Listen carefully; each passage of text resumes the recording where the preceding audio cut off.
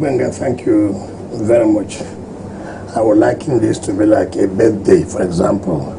You know,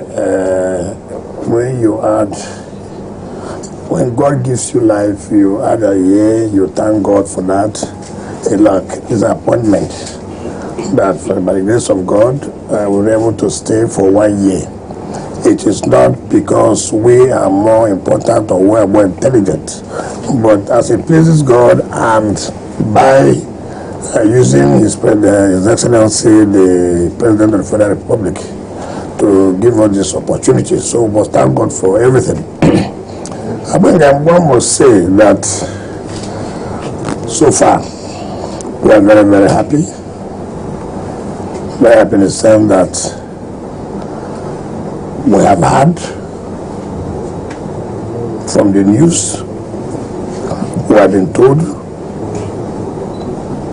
that they can feel the impact of our government as far as the FCT is concerned. The experience is quite very interesting. Interesting, not that it's always all that good. Challenges are there, natural, but it's a good experience that being a governor of a state and now being a minister in the Federal Capital Territory, two different things. Here you are talking about Nigeria. In the state you are talking about, yes, that does not mean that there are no outsiders who are living in the state. But here is Nigeria you are talking about. Here you are talking about diplomatic communities. Here you are talking about who is who in Nigeria. And so the pattern of administration or governance will always be different. And so I feel so elated that when I came on board, you know, there was this agitation, seen and unseen. Oh, it's not from a particular part of the country. And therefore, everything was done to make sure that it was not easy for us, to make sure that all the cries, according to them, being justified. I thank Mr. President for having the confidence in us and believing in us that we will not disappoint him and will not disappoint Nigerians. Today, one can beat his chest to say that we're happy what we have done. Residents of Abuja are happy what we have done. I'm sure even you who are here, if you sit on your own, you will say, look, we're happy with what we have seen as far as FCT is concerned. Our ambition is to make FCT be a livable city where people can feel comfortable, where we can say, yes, we have been traveling around the world. We have seen how cities are planned. We have seen infrastructure in cities. That is our own ambition, to turn FCT to one of the best cities in the world, not only because of infrastructure, but also in terms of environment, also in terms of security, that look, we're happy. And if you look at when we came, what was the state of FCT? Where were we? And then where are we today? As at the time we came, you can attest to the fact that nothing was virtually working in the FCT. FCT was just like, oh, yes, in the capital territory, so what? Infrastructure was not everything. Contractors have left every site. So it was like, come on, what are we seeing? Insecurity was the order of the day. The sanitation was very poor. Everywhere was dark. So it was a big challenge.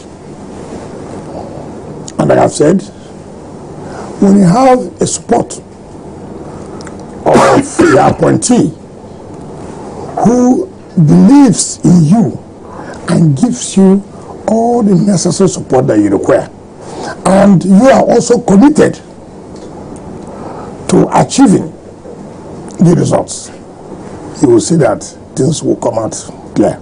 And that's what we have seen today. Where do I start from? Where do I start from? FCT was where staff could not achieve their ambition, where their growth was stagnated, and nobody could take the bull by the horn to say, look, how do we make sure that people who are working are happy with the system, their growth is not stunted? And that's why I would say leadership in everything you do is key. So many people were running away from this aspect. This person, the former, other president also, we should not do this, we should not implement it. But it took the leadership of the president to say, listen, I had said my government is renewed hope agenda. If my government is renewed hope agenda, then why would I not bring back that hope that is lost?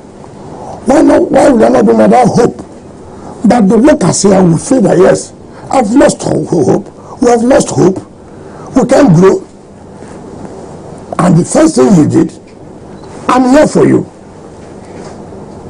was to implement that FCT should be autonomous by having its own permanent secretaries, who was hitherto never allowed, by having their own head of service, by establishing their own civil service commission. The day the president made that approval, you can see the happiness of workers. Can this be true? Is it possible? Yes. That is the essence of Renew Hope agenda. Now today, in this FCT, we have not less than 12, 13 permanent secretaries. Before now, we only have one permanent secretary who been posted from the Federal Civil Commission, not even staff of the FCT. But that is no longer the case. Today, you have a head of service of FCT. Today, you have Civil Service Commission that is in charge of training, discipline of workers, promotion of workers. Now, what it means, you are retired and another to be appointed. So you can see, people are now, oh, I'm a director. There is hope. I will one day be permanent secretary. Not only that, there will also be hope I may be the head of service. Because the current head of service now is retiring in the next 1 month. So somebody will occupy that position, which was not there before. So you can imagine the happiness in workers. Now, Mr. President said, look, yes, we have had mandate secretary, but there are key areas our administration, Renew Hope agenda, have always anchored on. Inclusivity of governance. Women are very important. Youth are very important. How do you have secretariats without talking about women? Those who take care of women. We're talking about youth.